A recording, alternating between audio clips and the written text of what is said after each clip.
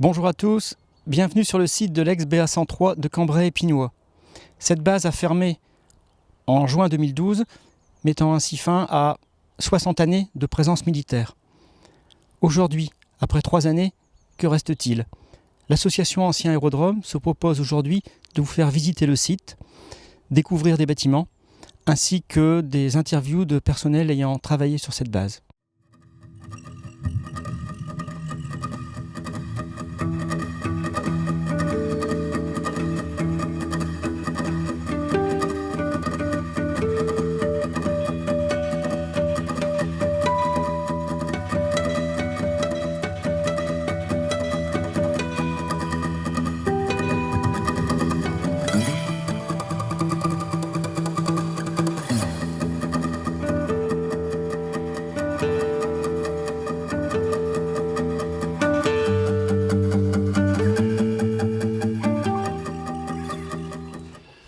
Bonjour, je suis le colonel de réserve de Quéant, donc ancien commandant de la base de Cambrai pendant les années 2007-2008. Je suis actuellement réserviste au niveau de la base aérienne de Creil et j'ai été mis en place sur le site de Cambrai pour représenter la base aérienne de Creil dans le cadre du processus de fermeture.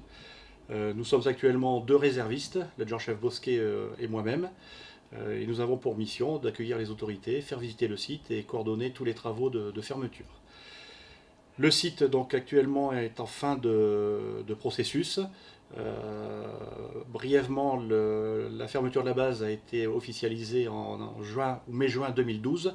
Le dernier militaire est parti en juin 2013 et nous avons démarré les travaux de mise en sécurité du site. Actuellement, la quasi-totalité des chantiers sont terminés, finalisés. Nous serons prêts pour la session. Donc fin juin, début juillet, le site sera entièrement civil. Il sera dans un premier temps, dans le cadre de la session à l'euro symbolique, cédé à un syndicat mixte qui regroupe l'ensemble des collectivités de communes, Marquion et Cambrai, puisque nous sommes à cheval sur 2 départements.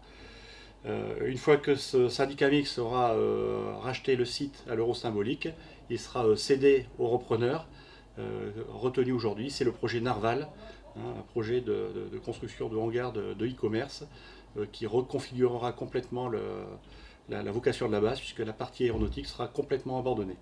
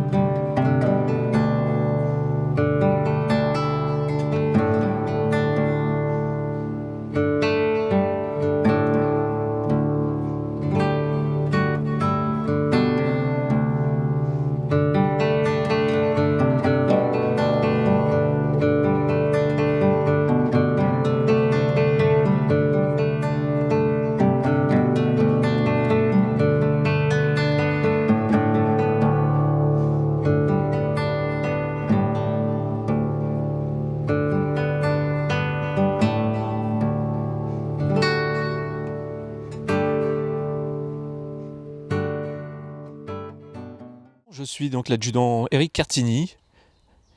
J'ai commencé sur la base aérienne de Cambrai en 1983, où j'ai fait mon service militaire comme marqueur à la tour de contrôle qui se trouve derrière nous. 83-85 donc sur la BA103 en tant que marqueur. J'ai été réserviste ensuite quelques années avant de rempiler.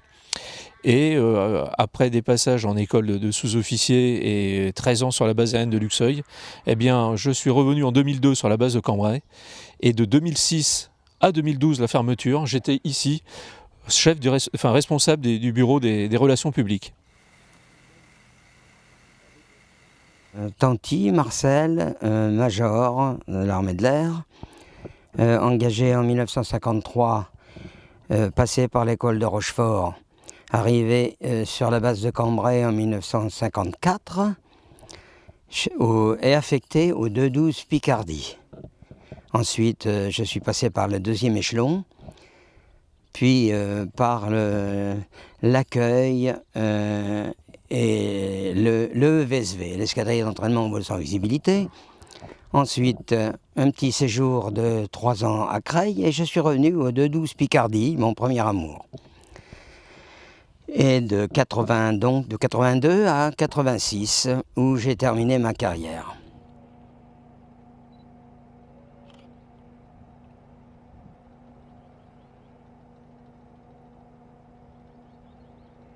Alors nous sommes actuellement dans la ZA, la zone d'alerte, qui était donc initialement prévue pour les Mirage 4 de l'escadron de bombardement 393 Sambre, qui était stationné à Cambrai de 1965 à 1976, et ensuite jusqu'en 87, des Mirage 4 d'autres bases, que ce soit Saint-Dizier, on avait Mont-de-Marsan, Cazaux, venaient prendre l'alerte nucléaire, donc ici à Cambrai.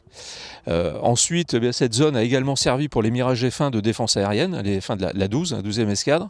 Et jusqu'en 92, date où l'escadre a été équipée de Mirage 2000, eh bien, les Mirage F1 donc, prenaient l'alerte ici, mais les Mirage 2000, eux, ne la prenaient pas, puisqu'ils étaient desserrés sur la base de Creil pour prendre l'alerte. Alors ici, donc toujours dans la zone d'alerte, vous avez derrière moi un petit bâtiment dans lequel étaient entreposés en fait les matériels de servitude, soit véhicules ou alors les TRACMA, comme on dit dans le jargon militaire, ou les groupes électrogènes pour la mise en route du Mirage 4 ou des F1 qui se trouvaient dans la zone. Vous avez également un deuxième abri bétonné, un demi-tonneau, comme on dit pareil dans notre jargon, où se trouvait le deuxième avion d'alerte. Il y avait donc 2 avions, en cas de problème, écoutez, le premier décolle et le deuxième se tient prêt au cas où, ou éventuellement il peut servir de spare au cas où le premier ne met pas en route par exemple. Et à côté se trouve la zone vie en quelque sorte, puisque dans cette zone, les 2 pilotes et les 5 mécaniciens prenaient place pour passer une semaine. Donc ici, vous avez l'entrée de la zone vie, comme on peut appeler ça, dans laquelle se trouvaient donc les 2 pilotes et les 5 mécaniciens, prêts à intervenir au coup de sifflet bref. Les personnels dormaient sur place et mangeaient sur place. Ils ont des chambres ainsi que une petite kitchenette. Et ça permet justement d'être proche et ça rapproche en fait les gens que de vivre ensemble pendant une semaine. Les pilotes et les mécanos se connaissent beaucoup mieux. Et donc c'était vraiment une ambiance assez particulière. Et vous avez donc carrément, on aperçoit le grillage de la zone qui est donc vraiment sécurisée, grillage électrifié. Nous sommes sur l'arrière de l'abri bétonné et on voit le déviateur, c'est un déviateur de jet, et puis des absorbateurs de bruit en fait sur le sommet. Et puis sur la gauche, c'est une sortie mécanicien.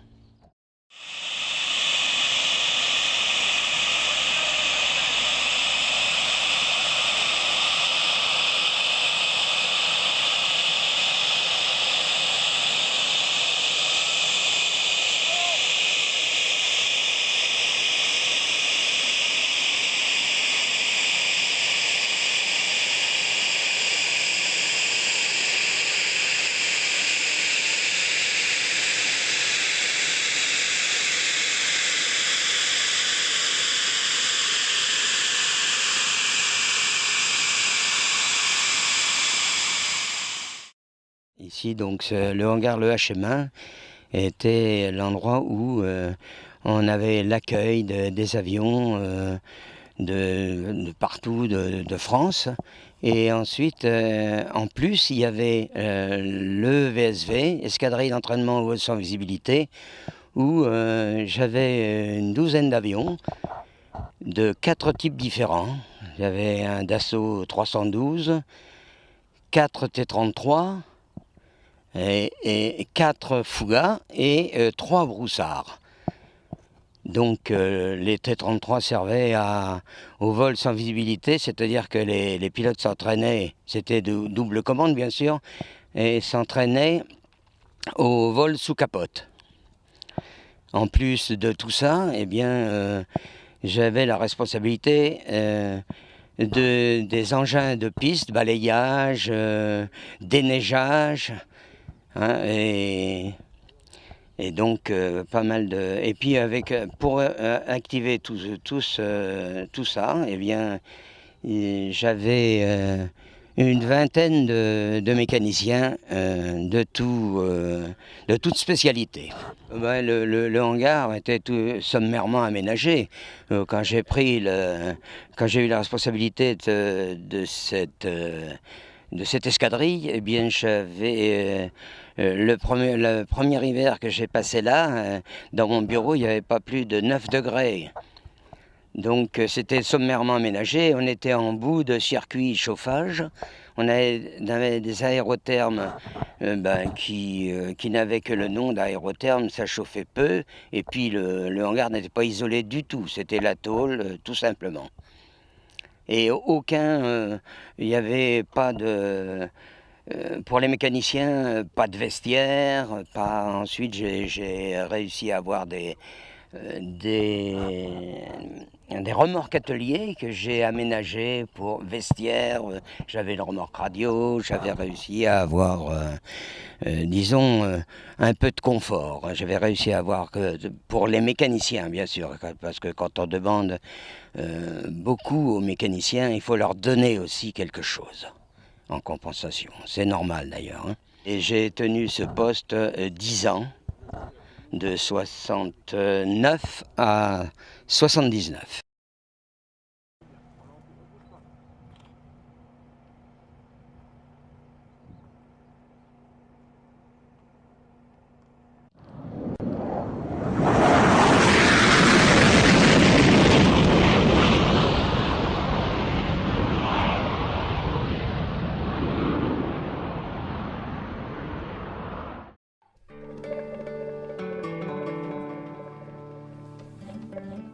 J'ai arpenté ce hangar dans tous les sens.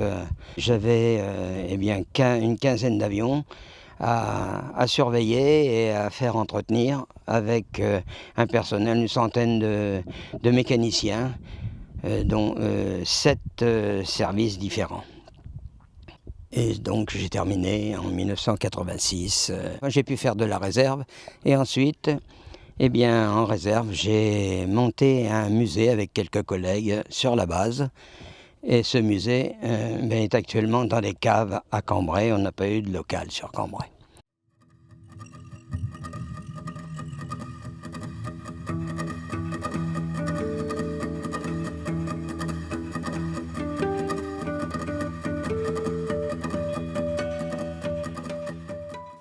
Bonjour. Je suis le lieutenant de réserve honoraire de Berguejac. J'ai eu l'honneur de servir sur la base aérienne 103 René Mouchotte de Cambrai. J'y suis arrivé en 1969 au sein de l'escadron 393 Sambre qui était équipé de 4 Mirage 4. En qualité de spécialiste radar bord, j'étais affecté à l'atelier SNB, système de navigation et de bombardement. Au sein de ce service, les missions étaient multiples. La maintenance de l'avion, qui consistait à faire le dépannage, radar et de tout ce matériel lié à la navigation et au bombardement, balistique. Ensuite, nous avions à faire les avant-vols, donc préparer l'avion pour le décollage, les après-vols. Et au niveau des décollages, nous nous occupions du navigateur afin de le brêler, ouvrir l'oxygène, enlever les sécurités. Et puis ensuite, on était responsable de l'extincteur à poudre qui était près de l'avion. Alors après l'avant-vol, la Forme 11 était signée. Et chaque spécialiste devait signer cette forme pour que l'avion puisse décoller, donc sous le contrôle du chef avion. Pour les atterrissages, nous remettions les sécurités, fermer l'oxygène, et puis nous allions avec le navigateur pour connaître d'éventuels problèmes sur cet avion afin de pouvoir effectuer le dépannage dans les plus brefs délais, puisque ces avions devaient être disponibles opérationnels le plus vite possible. Dans nos missions, il y avait aussi l'alerte, c'est-à-dire qu'on faisait l'équipe d'alerte qui travaillait donc de 17h à 8 heures le lendemain pour assurer la maintenance, les dépannages avions, les décollages, atterrissages. Et nous étions aussi alternativement en zone d'alerte située en bout de piste où se trouvait donc l'avion armé prêt à décoller à chaque instant aux ordres de Taverny. Au niveau de l'escadron et du service SNB, la maintenance était donc le premier échelon. On démontait, on remontait des boîtes, des sous-ensembles, et ces sous-ensembles étaient dépannés à Mérignac au deuxième échelon. Donc à l'annonce de la fermeture de la base, évidemment j'étais très affecté puisque j'y étais allé en 66 passer le concours pour entrer à l'école technique de l'armée de l'air. J'ai passé ensuite 4 ans et demi donc au Mirage 4 et 25 ans de réserve. Et quand on fait de la réserve sur une base, c'est qu'on s'y sent bien. Et c'est vrai qu'il y avait une super ambiance et voilà, c'est émouvant d'en reparler. Donc le mess-officier se trouvait ici. Et on aperçoit un des derniers logements construits donc en 2002, le LC12.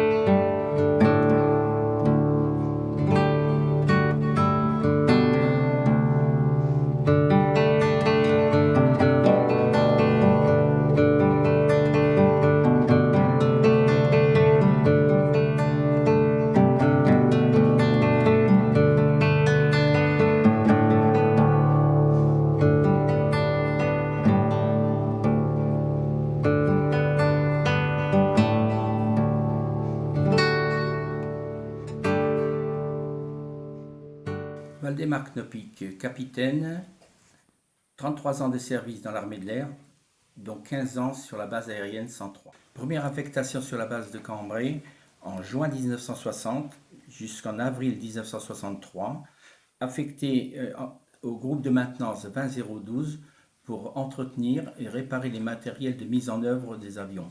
Le démarrage des avions SMB-2 nécessitait l'emploi d'une bouteille ABG d'air comprimé qui était comprimé à 120 bars et dont le déclenchement était fait par le pilote par un système de commande électrique. Deuxième période consistait affectée à la 12e escadre de chasse au 1-12. Je mettais en œuvre les bouteilles de démarrage à avion, les préparer pour que le mécanicien avion puisse les brancher et ensuite faire démarrer les super mystères en cas de besoin. Donc la troisième période de mon affectation à Cambrai se situe de juillet 1980 à septembre 1982.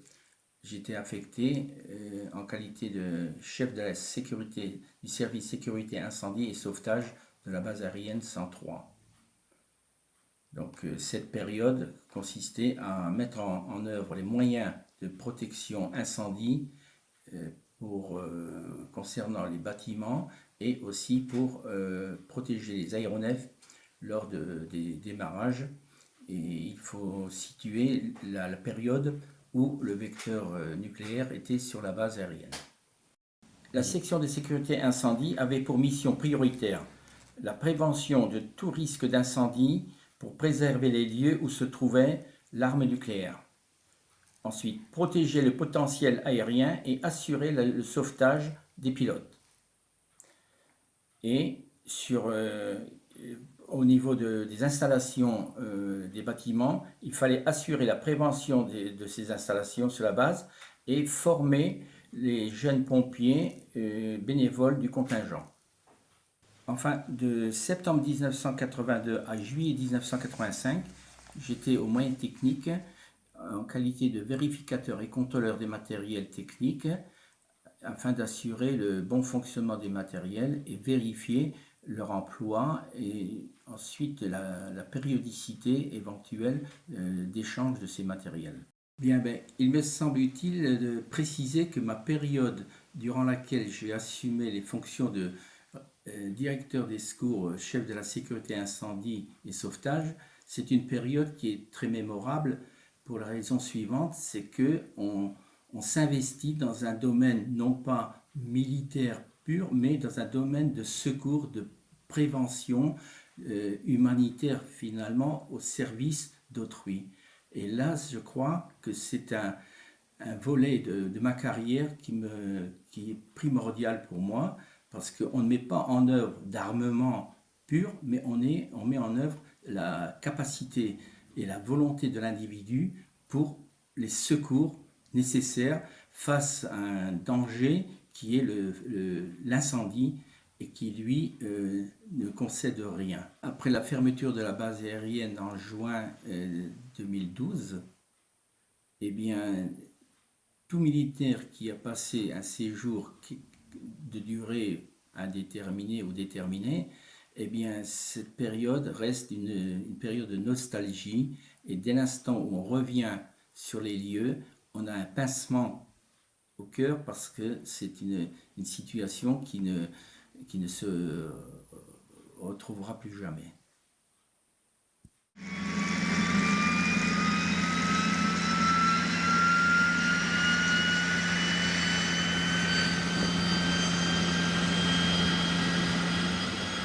J'avais un réserviste,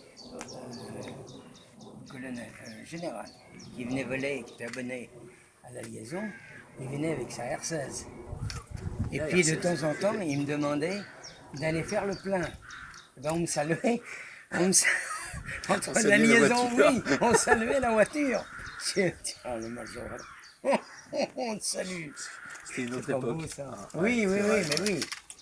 Ah oui, ben, c'était un abonné qui venait, là, général. Bien, je m'appelle Arnaud Lefebvre, je suis lieutenant-colonel de réserve, enfin plus exactement chirurgien dentiste en chef.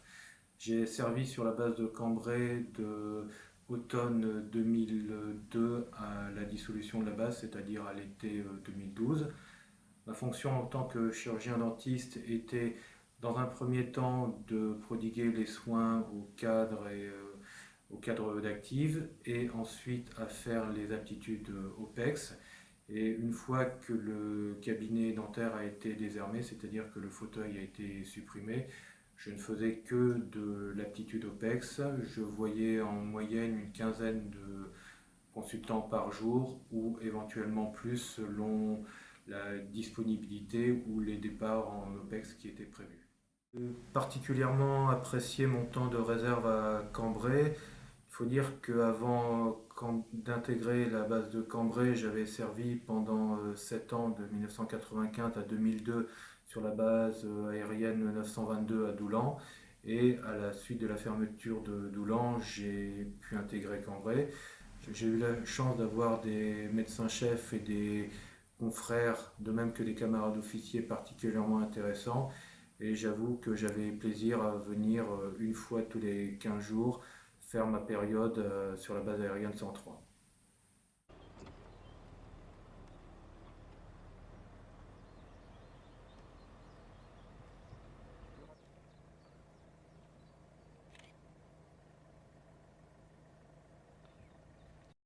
Bonjour, je suis le Major Lani. J'ai été affecté sur la base de Cambrai en novembre 88 et j'en ai été muté au mois de septembre 2000. Ma période de Cambrai, j'ai fait de 88 à 96 au dépôt d'alerte deuxième échelon missile. Ma fonction sur la base de Cambrai, les premières années, c'était l'entretien, la réparation et les visites périodiques sur les missiles magiques et les missiles Super 530F. Après, j'étais à l'équipe siège éjectable, deuxième échelon. J'ai contribué au rapatriement d'un Mirage 2000 craché à Daran en juin 1996. C'est la première expérience où on a ramené un Mirage 2000 en transal. Mes 12 ans sur la BA-103 ont été beaucoup plus intenses que les autres affectations Creil et Reims. Sur 12 ans, j'ai fait beaucoup d'OPEX, des heures de vol, des exercices des premières en Angleterre, en Slovaquie.